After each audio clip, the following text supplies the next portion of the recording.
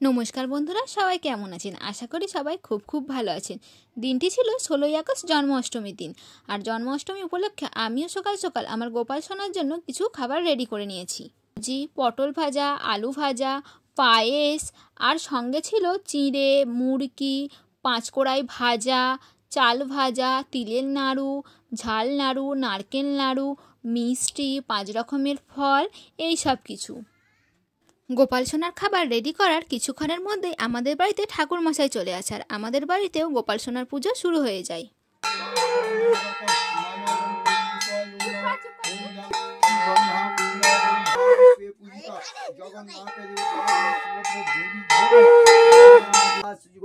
কার্তিক মন্ডলা ওং ঈশায় নমঃ কর্মং কৃষ্ণ চরণাগত ওং ঈশাবাসী গোত্রায় মমতা মন্ডলা ওং ঈশায় নমঃ। ভগবান বলে গোপাল দেবতা পূজন কর্ম।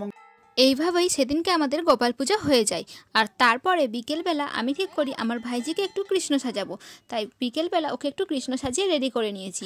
আমার ভাইজিকে কৃষ্ণ সাজানোর পরে কেমন লাগছে সেটা কিন্তু আপনারা অবশ্যই কমেন্টে জানাবেন। কৃষ্ণ সাজানোর পরে আমার ভাইজির করা কিছু সুন্দর মুহূর্ত আমিও ক্যামেরাবন্দি করে নিয়েছিলাম, যেটা আপনাদের সঙ্গে শেয়ার করলাম। দেখুন বন্ধুরা, কি মিষ্টি না লাগছে আমার ভাইজিকে। আমি এখানে ওকে সোনা সোনা বলে চেল্লাচ্ছিলাম, আর ও আমার আওয়াজ শুনে একটু হাসিও দিচ্ছিল। জানেন তো, আমার ভাইজি যেহেতু খুবই ছোট, ওকে কিন্তু সেদিনকে এগুলো পড়াতে আমাদের খুবই সমস্যা হচ্ছিল, কারণ ও বারবার খুলে ফেলছিল, আবার লাঠি দিয়ে একটা বাঁশিয়ে করে দিয়েছি। আর সেই দিন যেহেতু ছিল শ্রাবণ মাসের শেষ শনিবার, মানে বড় বাবার বার, তাই আমিও চলে গেছিলাম একটু বড় বাবার মন্দিরে বড় বাবাকে দর্শন করতে। চলুন আপনাদেরকে একটু দেখিয়ে দিচ্ছি, এই হলো আমাদের বড় বাবা এবং মা।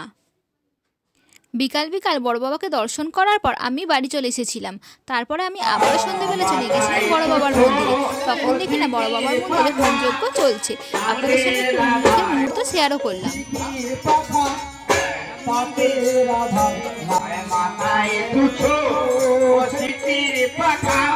এখানে দেখুন বন্ধুরা, হোমের মধ্যে বড় বাবাকে নারকেল নিবেদন করা হচ্ছে।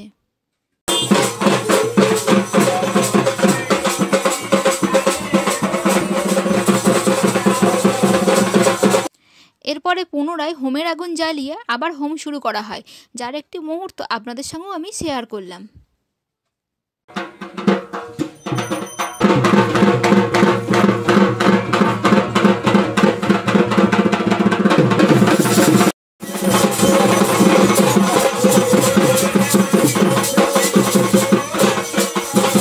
আজকে যেহেতু বড় বাবার শেষ শনিবার, তাই সেই উপলক্ষে আজকে আমাদের এখানে ভোগ বিতরণ করা হচ্ছে। ওই দেখুন, ওখানে ভোগ রান্নাও হচ্ছে। ভোগ রান্না করার পর সেই ভোগগুলিকে ছোট্ট ছোট্ট পাতায় করে বিতরণ করা হচ্ছে। সর্বসাধারণের জন্য কিন্তু এই ভোগ বিতরণ এখানে করা হচ্ছে।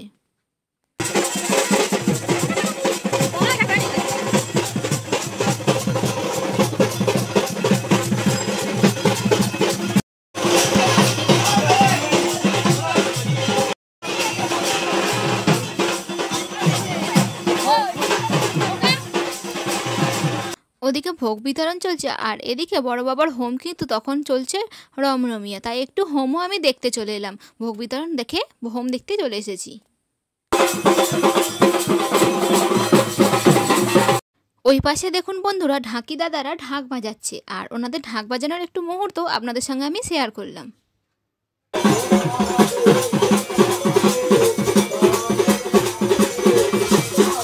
অনেকক্ষণ দাঁড়িয়ে থাকার পর আমারও না একটু খিদে পেয়ে গেছিলো, তাই আমি একটু বড় বাবার ভোগ খেয়ে নিলাম। আর তারপর আমি বাড়ি চলে যাচ্ছি। বাড়ি চলে যাওয়ার সময় আপনাদেরকে দেখিয়ে দিই, এই হলো আমাদের শিবতলা প্রাঙ্গণ, যেখানে প্রতি বছর ধুমধাম করে নীলের মেলা হয়। কি সুন্দর লাগছে না আমাদের এই মন্দিরটিকে। এই যে দেখুন বন্ধুরা, এটি হলো আমাদের শিবতলা প্রাঙ্গণের বট গাছটি। এই বট গাছটি কিন্তু 200 বছরেরও বেশি পুরনো। এই রাতের অন্ধকারে আমাদের এখানের এই বট গাছটিকে কেমন লাগছে আপনারা কিন্তু কমেন্টে অবশ্যই জানাবেন। আজকের ভিডিওটি আমি এখানেই শেষ করছি। ভিডিওটি কেমন লাগলো অবশ্যই জানাবেন। ভিডিওটি ভালো লাগলে লাইক, কমেন্ট, শেয়ার এবং সাবস্ক্রাইব করে আমার পাশে থাকবেন। ভিডিওটি সম্পূর্ণ দেখার জন্য সবাইকে অনেক অনেক ধন্যবাদ।